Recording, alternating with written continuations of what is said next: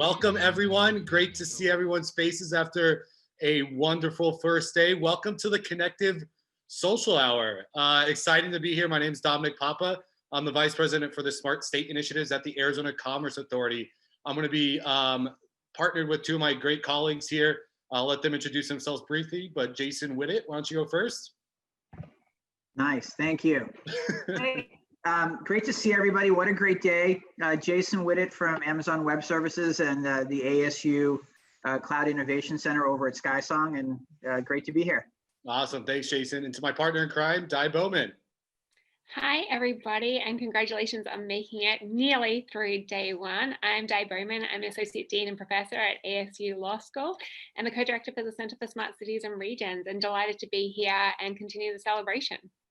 Awesome. In celebration is the perfect word, because this is the Connective Social Hour, and we're actually celebrating the 1-year anniversary of our Smart Region Consortium, which we've officially called the Connective. So just a brief background for those of you that might be new to the Connective. The Connective brings together 23 cities, towns in the county, all local government organizations, along with Arizona State University, the Maricopa County Community College District, the Maricopa Association of Governments, the Greater Phoenix Economic Council, the Institute for Digital Progress, the 2 regional utility providers in SRP and APS, and industry-leading technology providers such as Cox Communications, T-Mobile, Dell Technologies, and Snowflake, all in an effort, as you could probably feel it today, to really collaboratively create the nation's largest and most connected smart region. So what we really believe that we're doing, as we said, we're all believers here, we're all dreamers, we're all doers. We really believe that the Connective is the way to transform the Greater Phoenix region into a top global market for innovation and technology by creating and enabling a cross-sector and cross-jurisdictional collaboration ecosystem, which connects community leadership to research institutes, advanced industries, and high-tech entrepreneurs, all who have solutions to address real-world problems affecting citizens and businesses of Greater Phoenix. And the ultimate goal is to improve the quality of life for everyone, everywhere, in all of our communities, not just here in Greater Phoenix, but around the world. So it was such an excitement that we got to kick off today, this really, truly global first conference for us as a smart region. You know, this is our 3rd year doing this. First year was hyper local. Second year was a little bit broader, more national. And this 3rd year, I think we have over, 6 continents represented. It's absolutely amazing. Di, Jason, give me some thoughts on the first day. Di, are you going first? I'm letting you go first. Oh, you are so generous.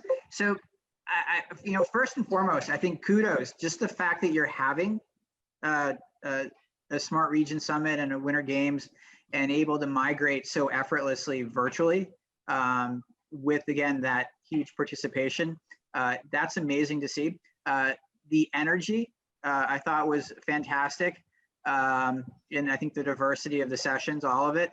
Again, I think if you go back to the first 2 years, it's a continuation of the programming and the ability to bring so many different sectors together and show, I think one of the hallmarks of the Smart Region is that connection between an academic steward and the community, and having ASU as that kind of anchor tenant, and then being able to show the connections to the community is really powerful. So those are a couple of key takeaways from the sessions, I thought.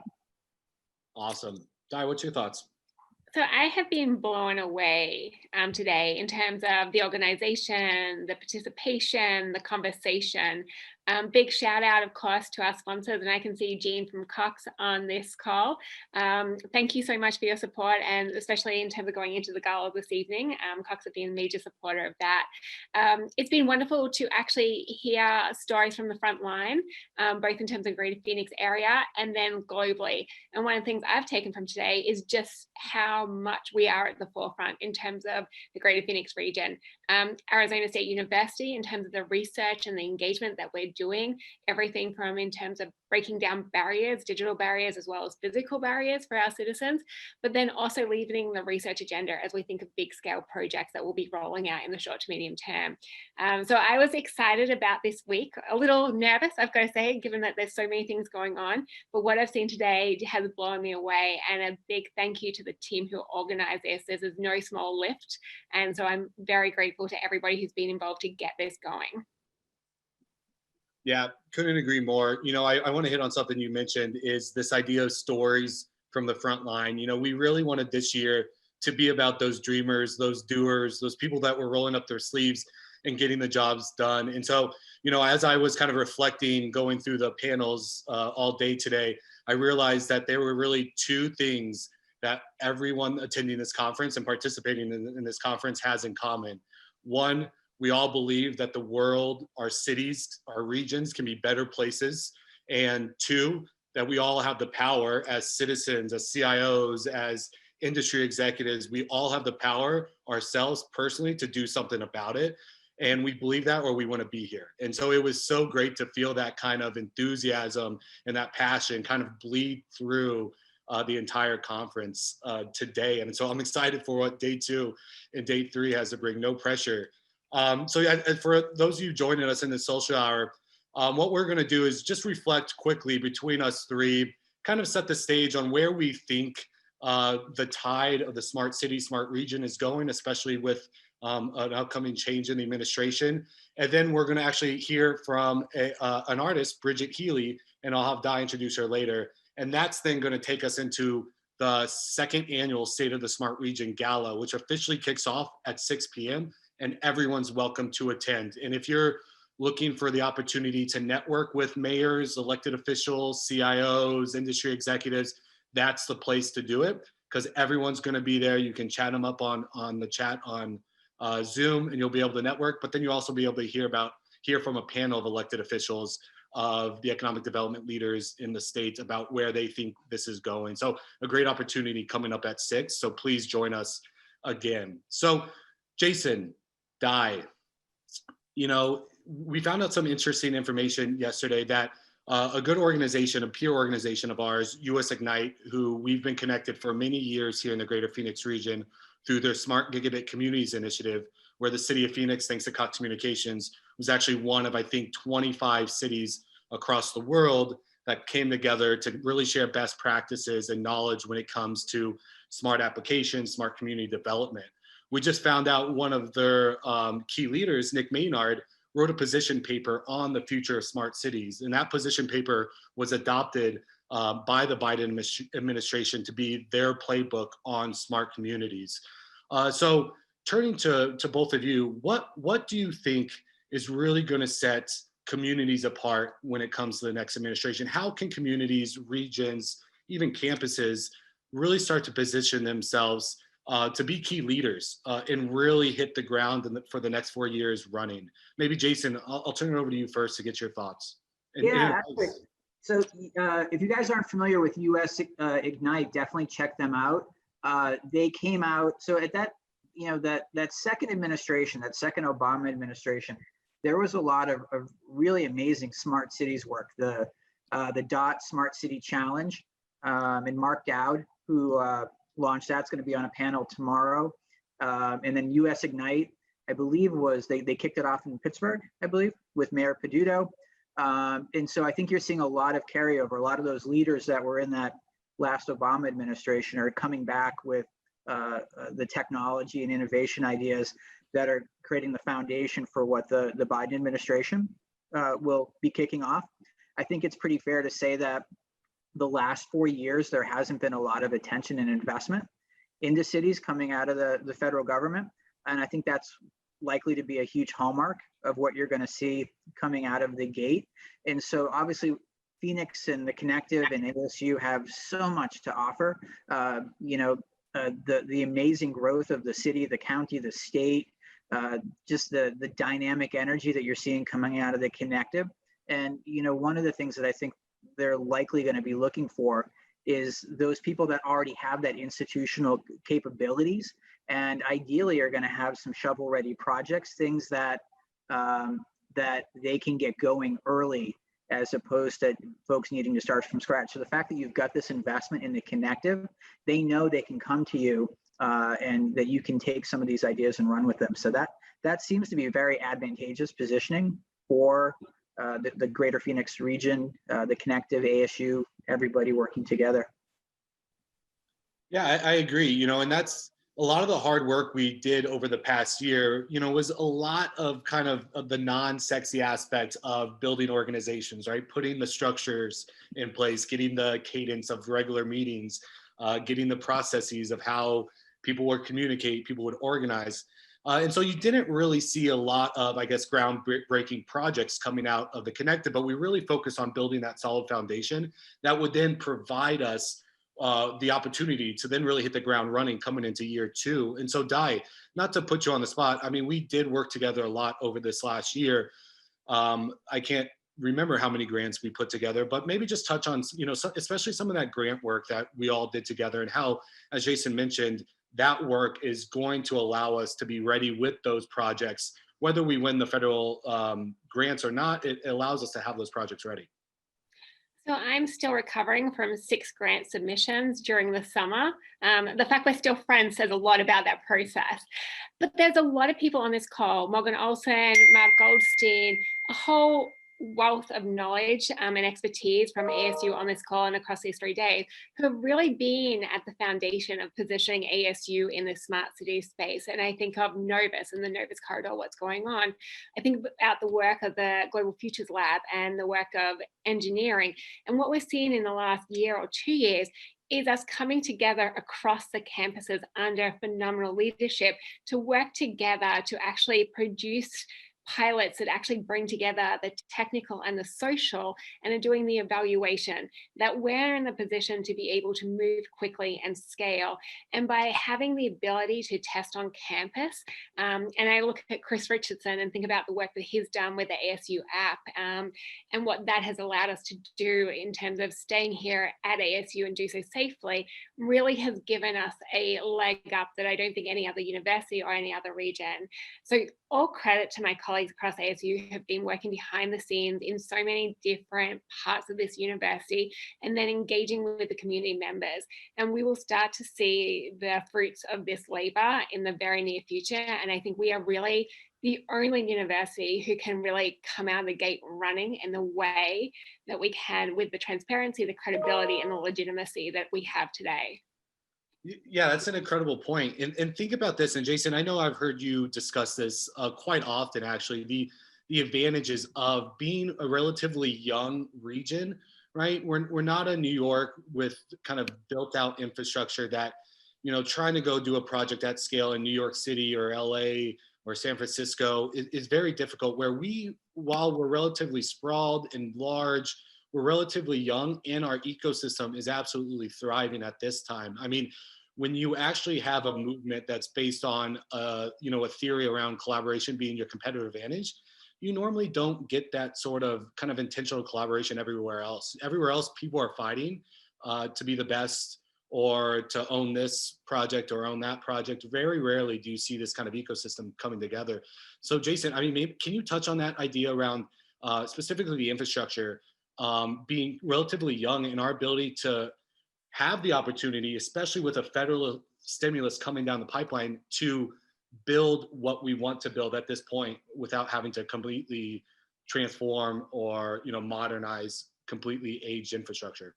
Yeah, absolutely. So to take one step back, if you look at, say, like the 4 largest metropolitan regions, from a smart regions perspective, I kind of think of them as being Dallas, the Dallas Metroplex, with Dallas, Fort Worth, Plano, Irving, and then you've got LA with Riverside, Anaheim. That's a big area. Obviously the Bay Area with San Jose, San Francisco. And really, of those 4, only Dallas and Greater Phoenix have a formal smart regions infrastructure in place and are starting to think about some of these things. And if you go conversely back to the Bay, it's almost impossible to do anything there. It's all built. The cost of land is so prohibitive. The fact that the Valley is just, literally one big grid makes it really advantageous for thinking about core infrastructure, whether it's transportation, water, connectivity, all of these things. And the fact that, you're all organized under one county for the most part, Maricopa.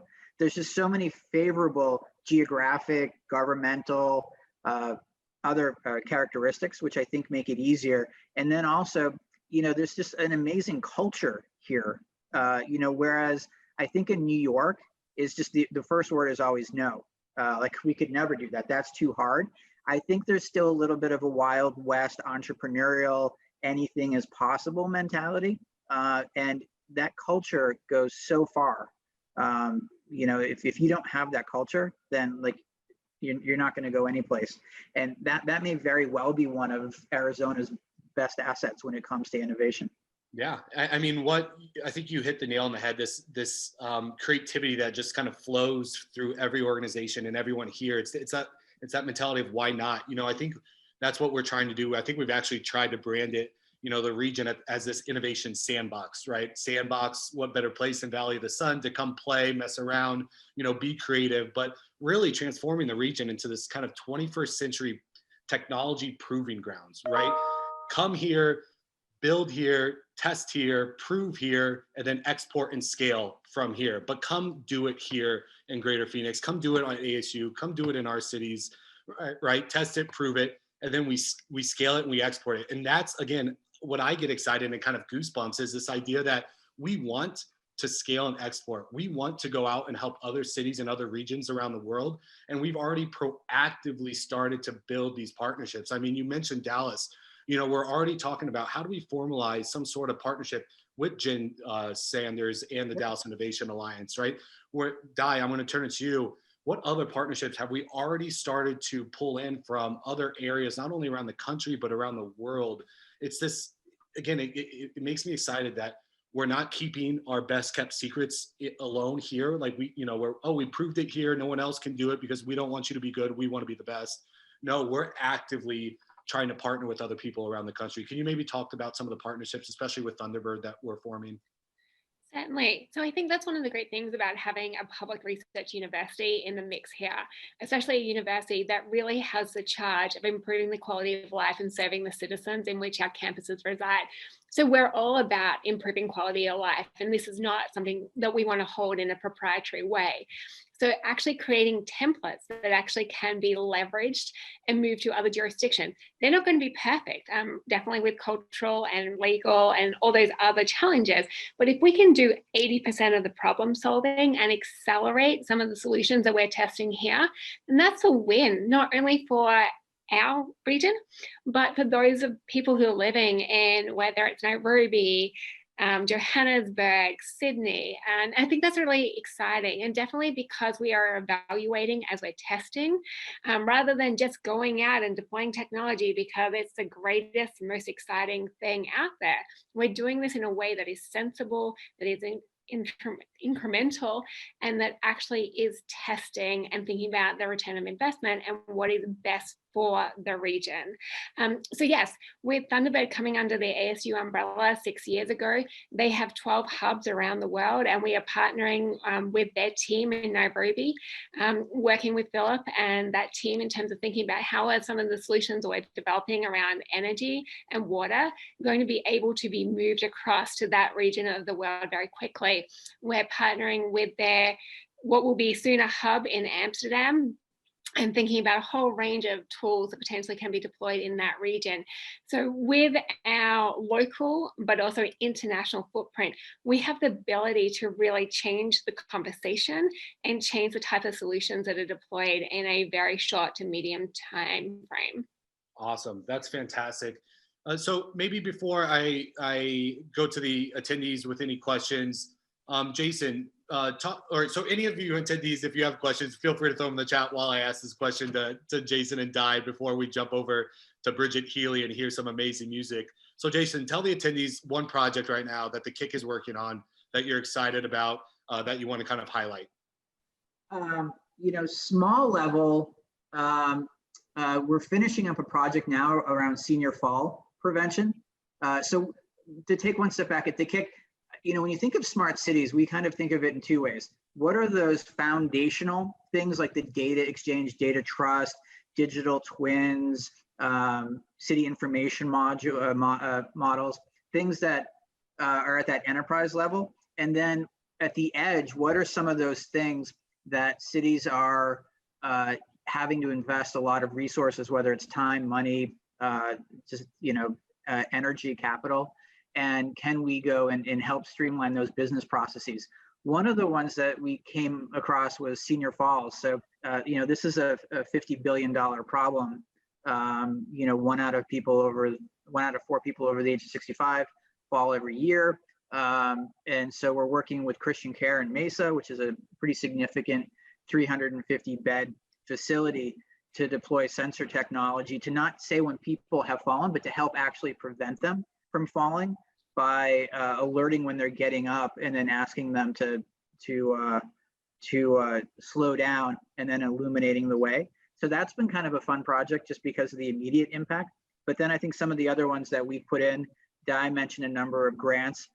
We put in an NSF grant for a digital twin, which if that came through would be an amazing project to work on that we'd be pretty excited about, for sure. Fantastic. Yeah. So there is a great question in the chat, which I'll hold for 1 second because Di, one project you're excited about? I guess you're not talking about procurement, are you? It's a Never long get story. started at procurement, although it is a key issue in terms of actually being able to purchase at scale and get the benefits of. I mean, we have got so many projects going on at the moment, and all of them are exciting because all of them are going to improve quality of life in some way or another, whether that's around air quality or mobility. But definitely I see a lot of promising projects under the future of mobility, and I'm looking forward to, I think we have at least 2 panels talking about mobility over the next 2 days. We had an announcement from Eric earlier today from DOT Incorporated, talking about technologies that will allow people with disabilities, especially those with blindness, actually being able to utilize public transport. And we have a research MOU that has been executed with Eric and DOT, and the potential benefits for people in our region to be actually able to do complete trips despite having that physical barrier is really exciting.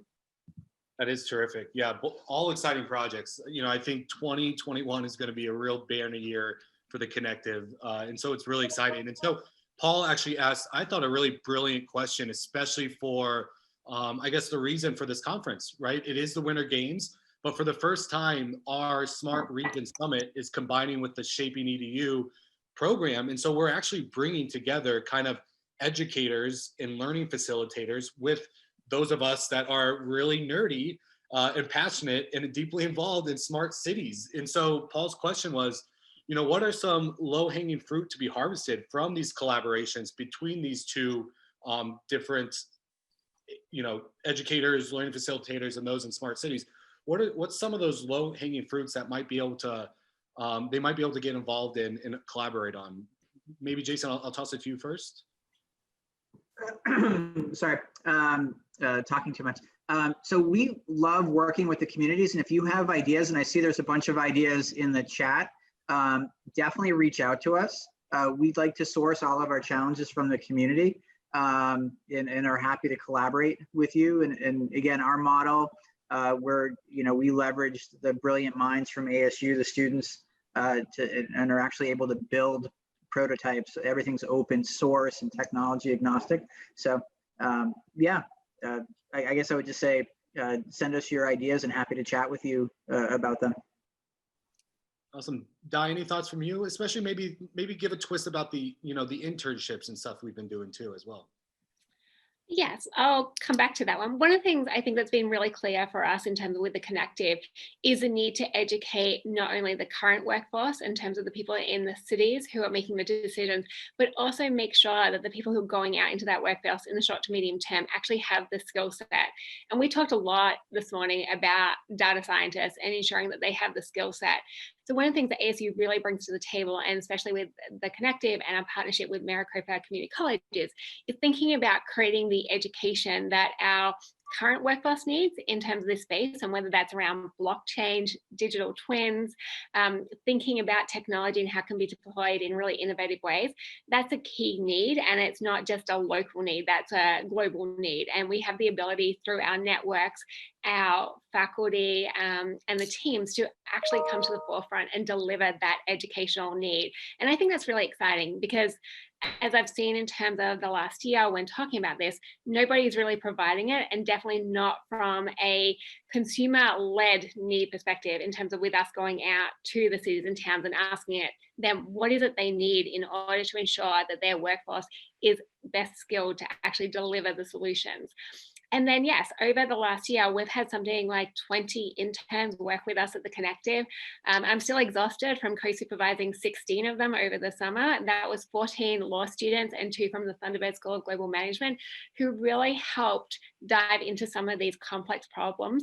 And over 1 month sprints, actually worked with us to develop solutions. And that was around things that, such as a regional data hub or procurement at scale.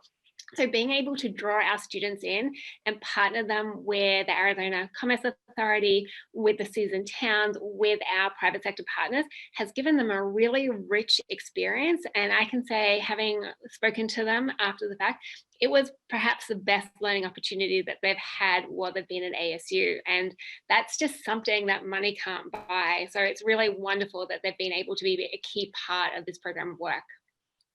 Yeah, that's terrific. I think that's something that's definitely needed in the smart city space. The smart city movement really started to happen because we realized that these challenges were obliterating, departmental silos, right? It's no longer just a housing project, it's a housing and mobility and access, project. And so you really needed these cross-disciplinary, multidisciplinary teams. And so I really think there's a huge opportunity. As Di mentioned, we did have law students, we had Thunderbird kind of business students, management students. But I mean, I can see education students becoming involved in Smart Cities projects. I can see engineering. You can really start to form these little cohorts of multidisciplinary students and educators to help cities tackle some of the pressing issues facing the community. Because guess what?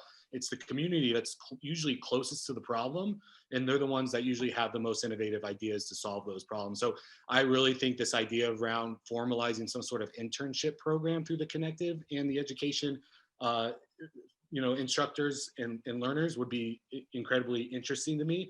I also think, Di, you touched on it a little bit here, but I really want to kind of put out a call to action. I thank Lev Gonick at ASU for his tremendous leadership around broadband expansion. It's a major issue here in Arizona, and we're working very, very hard to provide access to internet, to all individuals in Arizona, whether you live in downtown Phoenix or you live in a rural community. And it's a major, major issue, facing us. And no one organization is going to be able to solve that alone. The federal government, I think, is putting $7 billion of stimulus money towards broadband expansion. However, access to internet is only one of the key issues facing a lot of these remote students, right? They might have access, but they might not have the digital literacy skills necessary to actually be a successful remote learner. And so I think there's a huge opportunity for the education, the learning community to help us build exciting, innovative, fun curriculum to help teach students how to be successful in remote learning, because I don't think that's going to change. I think that's going to be something we're going to see for quite a while now. And so we need, I think, new ways of learning digital literacy skills, because I don't think we can just show a PowerPoint and expect people to learn the way they used to learn. I think it's things like this exciting winter game concept that's going to get kids excited to learn about new skills that's really going to make the impact. So I really think, if we can combine the work that Lev and the rest of people like Cox are helping to lead on broadband expansion, and then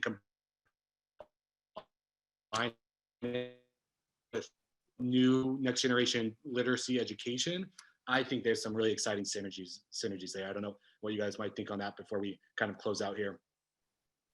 I would, the big thing with me is that, 10 years ago, we invested $8 billion in the BIP and BTOP programs, as well as the broadband mapping. And one of the limitations was that mapping had to be done at the census block level. And with all of the tremendous growth that we've seen here across Arizona, I think getting to that address level and really truly understanding what the need is, what are the personas of the people who are on the wrong side of the digital divide. Let's truly understand the problem so that when we get to, hopefully getting funding and being able to apply it, that you're putting in solutions that are actually solving the problem and not, just, making projects to make projects. I absolutely agree. And I do believe some of that work is going on within ASU right now. So again, I think that is one of the programs of work that we're going to be able to move very quickly as this new administration comes in. So we have, of course, gone over time. I think we're scheduled for all of 15 minutes and we're already at the 32-minute mark. So I want to draw this session to a close as we move across to some music. And I am delighted that we are actually able to play some music by a former ASU colleague of mine, Bridget Healy, who is also an Australian like myself and who's moved back to Brisbane. She spent a number of years here and worked very closely with Dean Capel in the Watts School, and is a very talented musician. And we are delighted to be able to debut some of her songs off a new album that she launched in 2020. This is the first time she's actually played some of these songs in a solo capacity. She recorded the album in New York with a 9-piece orchestra, I believe. And so it's delighted to feature her. And this is a great way to close out the very formal part of today. So on that note, I will say take it away, Bridget.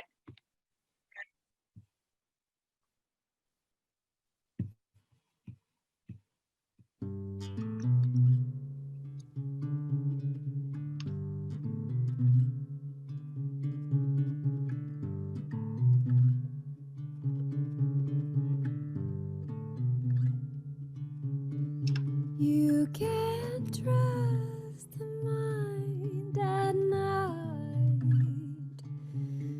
when you're wide-eyed listening to those nocturnal fights.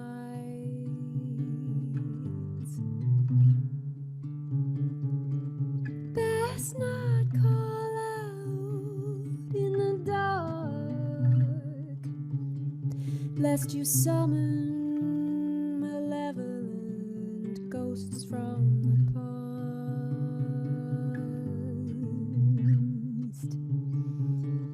Ooh,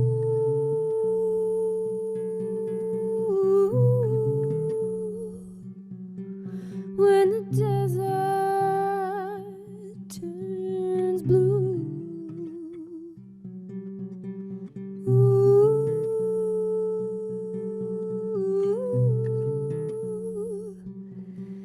and the cactus reaches out for you. The silver lake that you lay down by is boiling in the light of the moon, and you whisper a prayer for the living that dawn's coming soon. Ooh,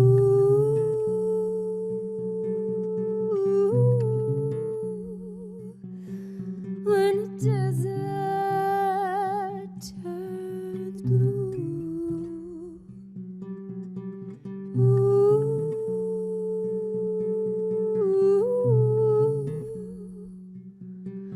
and the cactus reaches out for you.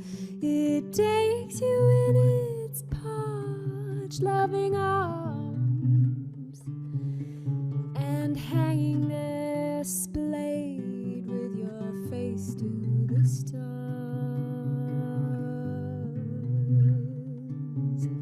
you swallow the scorpion's tail and skim the horizon with the dust in your sails.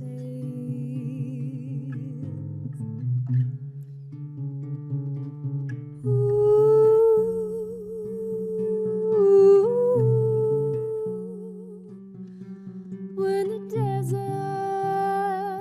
turns blue. Ooh,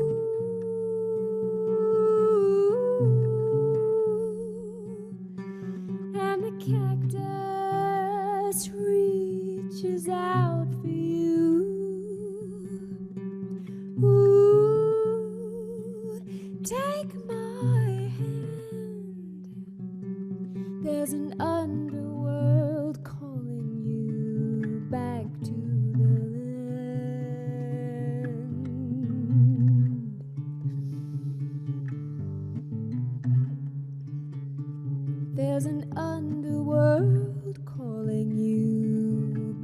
to the land.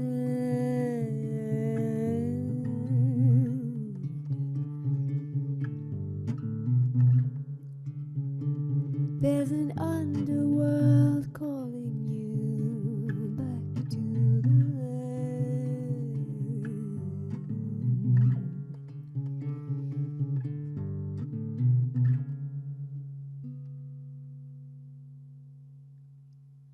Welcome. I'm Biddy Healy.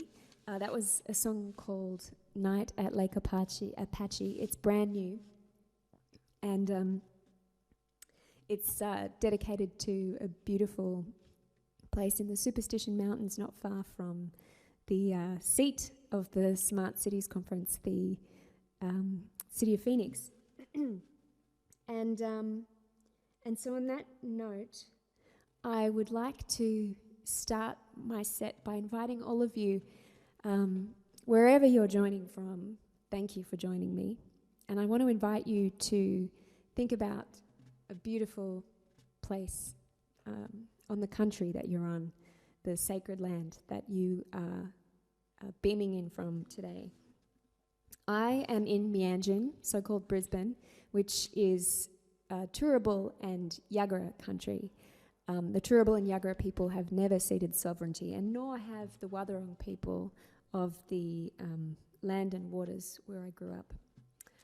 Until recently, I called the Sonoran Desert home, and this next tune is the title track from my album that I released late last year now, 2020, called Salt Riverbed. So the Salt River used to run the length of its course, but its course runs through the city of Phoenix. And I understand actually that some wonderful people among you are working on a project to revitalise the city's relationship to the river, which is very exciting and good for the creatures that live there. This is Salt Riverbed. I was led here to a planet in decline, growing prickles and spines in the searing heat that burns you up on entry under stars that are not mine,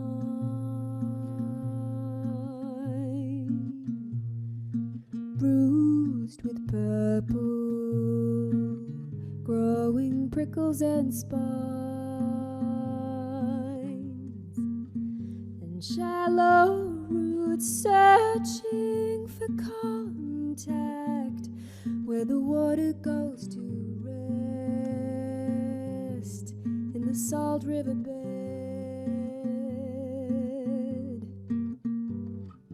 Your blood is wet and mine is salty, but this river is dry, and we all know why. Yes, I could tell you why.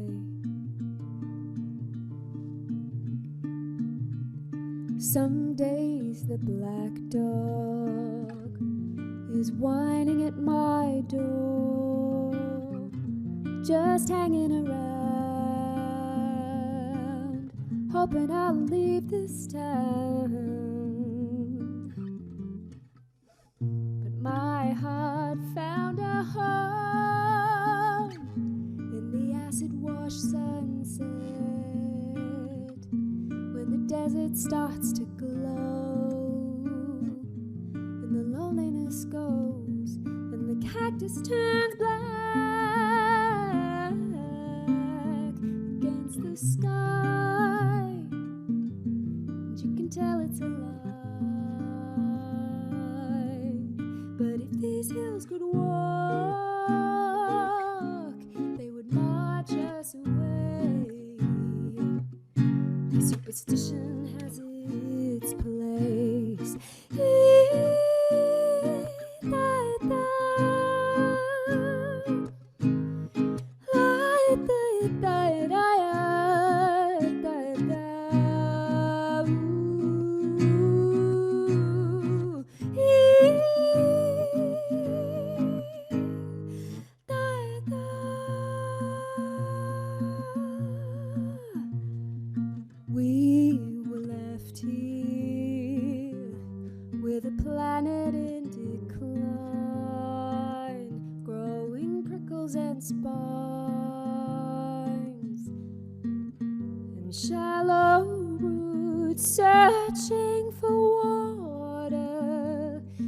places where it rests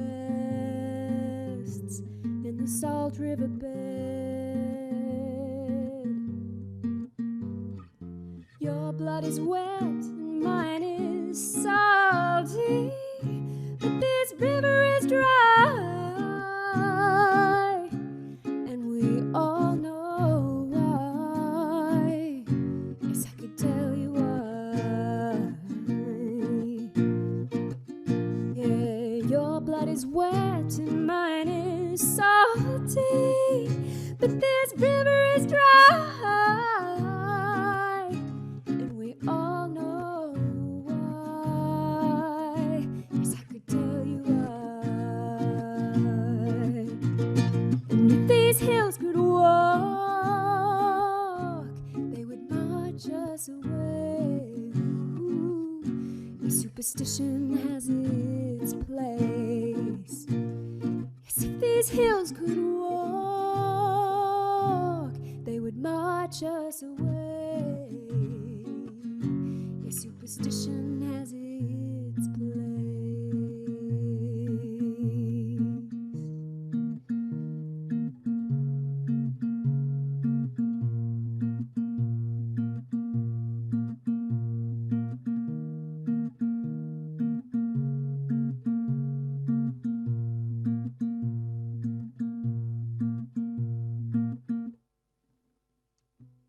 This next tune is also from the album, and I should say the album is for 9-piece band, and I recorded it in Brooklyn with some really wonderful musicians. So this is the first time I'm playing it solo. This next tune is for anyone who's missing somebody, whether they're nearby or far away. My grandmother, my brilliant grandmother, used to break into song and dance around the kitchen. She sang in French, and she was just amazing. And when her mind was all tangled up in a mess with advanced Alzheimer's, singing was the one thing that brought her back when she was all but gone and she couldn't speak anymore. She could still sing. And so this is about her. This is Patterns of Your Mind.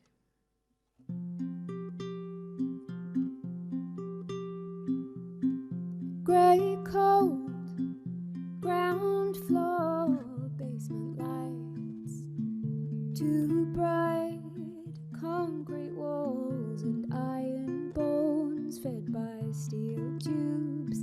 No place like home, same old mixtape switched on for you to shoo the gloom. Smells like death and disinfectant. No floral spray can make it go away. No wonder you don't come here anymore. Been a while since you tore up the floor or wove the patterns of your mind.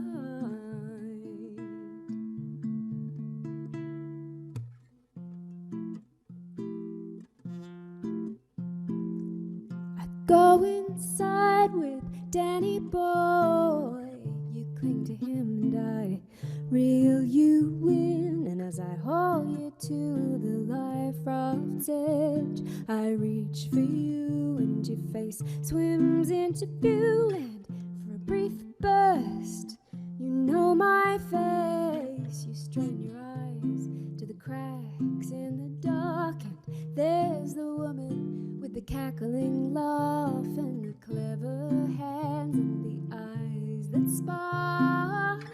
You hardly come here anymore. Been a while since you tore up the floor or wove the patterns of your mind. Yeah, you hardly come here anymore. Been a while since you tore up the kitchen floor or wove the patterns of your mind.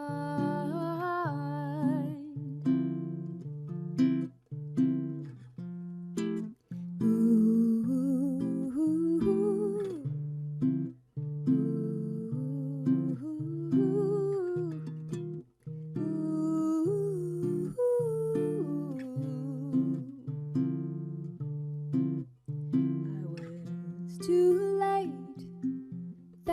that day, but you were long gone. Anyway, you left waxy skin and a mischievous smile. We stood around, not talking for a while. Then we went inside with Danny Boy. We clung to him and you reeled us in. And as you hauled us to the life raft's edge, we reached for you and your face swam into view. But you don't come here anymore or break into song. You held on for so long, never one to let things go to waste or miss a chance to sing. And I miss your clever hands and the eyes that sparked, and that cackle of a love. But you don't come here anymore, no. You don't come here anymore, no.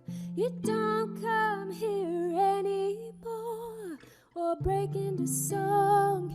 You held on for so long, never one to let things go to waste or miss a chance to sing.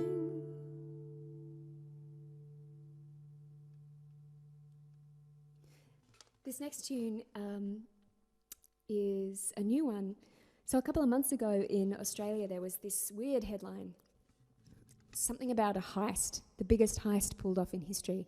And it turns out there's billions of gallons of water missing from the Murray-Darling River, and nobody knows exactly why.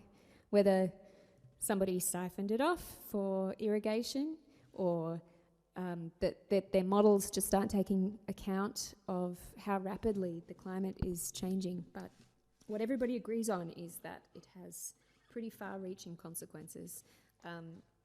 And about this time last year, when the fires were raging, we were all praying for rain, and the fires were so big that only heavy rain was going to be able to put them out. And our prayers were answered, and it rained, but there was nowhere for, everything was so burnt to the ground that it was a wasteland, and there was nowhere for the water to go. So the floods swept the toxic ash into the rivers and killed aquatic life. And so, the river's dying, and there isn't a happy ending to this story. I'd like one very much. This is called Someone Stole from the River.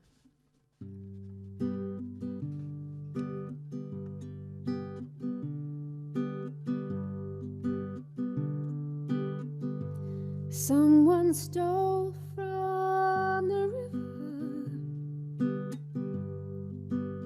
while it was thirsting for the rain,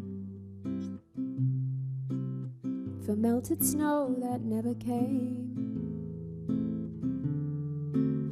We looked for somebody to blame. Someone stole from the river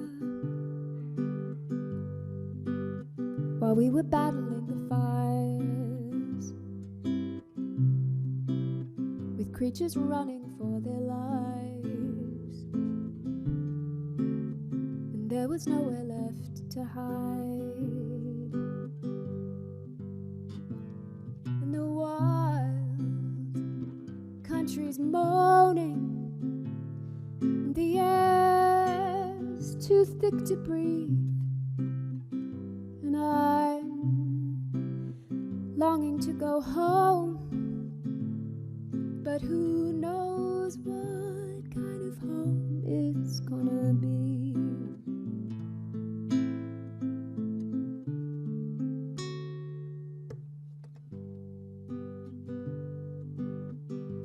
Someone stole from the river while we were dancing in the rain, 'cause it was running to the sea. Its bursting banks began to strain. Someone stole from the river while we were holding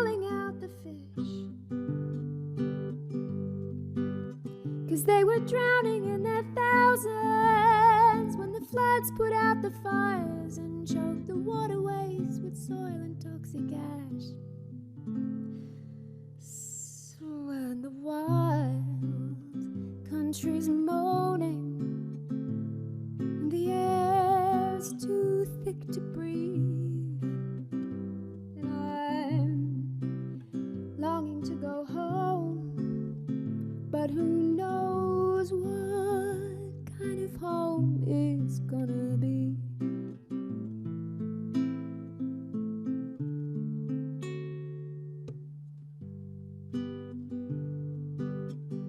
Someone stole from the river. Billions of gallons can't be found. They sold the rocks beneath our feet, poisoned the water underground. Forests fell for the river, to salted plains baked in the sun. Now that their drinking days are done, they echo songs of rivers run, 'cause the wild country's moaning, and the air's too thick to breathe, and I'm longing to go home, but who knows what kind of home it's gonna be.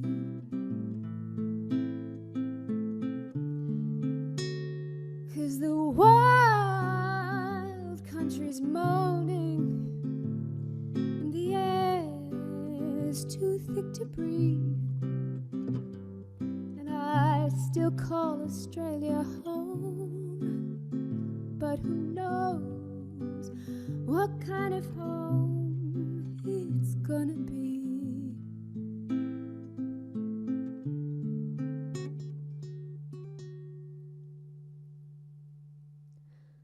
I apologize that the heat has made my guitar go out of tune, but it kind of seems appropriate, right?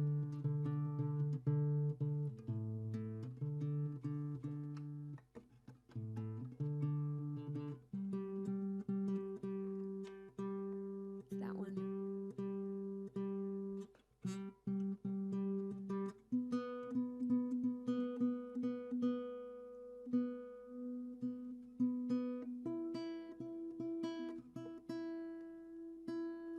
So I would never leave you in a state of despair, because that would be horrible, but also we're no good to anybody if we're in despair. And so I want to leave you with a lullaby for grown-ups about, for facing the monsters in the dark with courage. And I want to say it's such an honor to be invited to perform for you all, because a group of people coming together, bring their expertise together to make good trouble, can do anything. And so I'm really happy to be part of it in a small way. I also want to thank the Smart Cities team, especially my brilliant friend, Di Bowman. Thank you for having me. This song is Close the Wardrobe Door.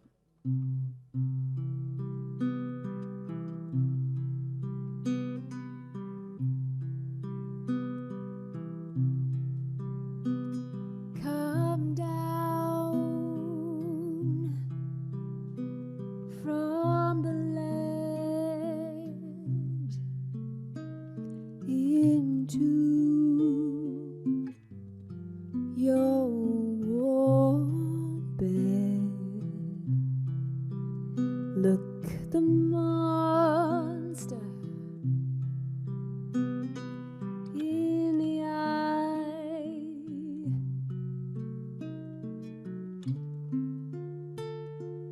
Ooh,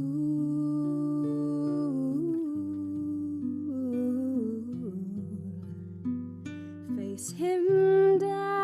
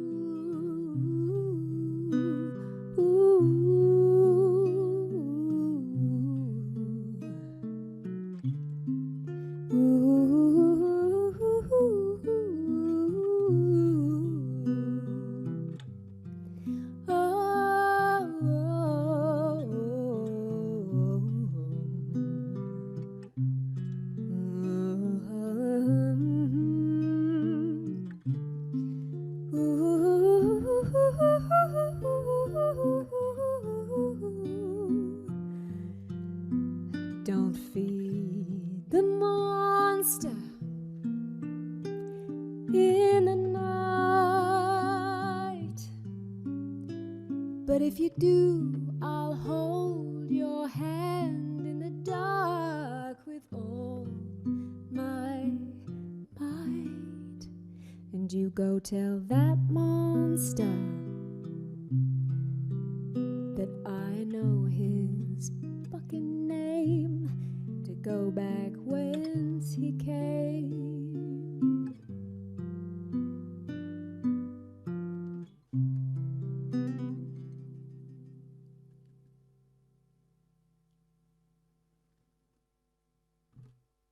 Thank you.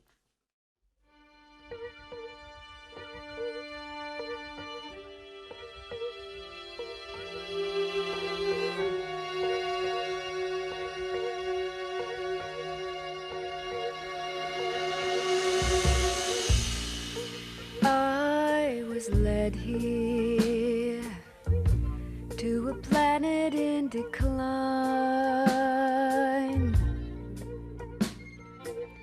growing prickles and spines,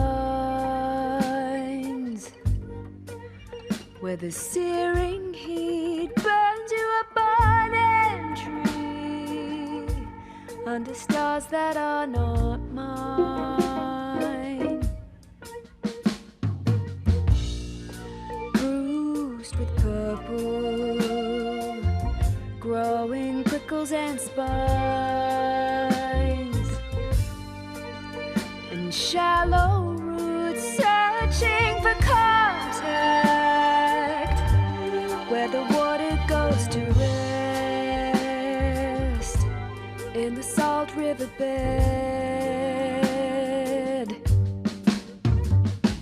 Your blood is wet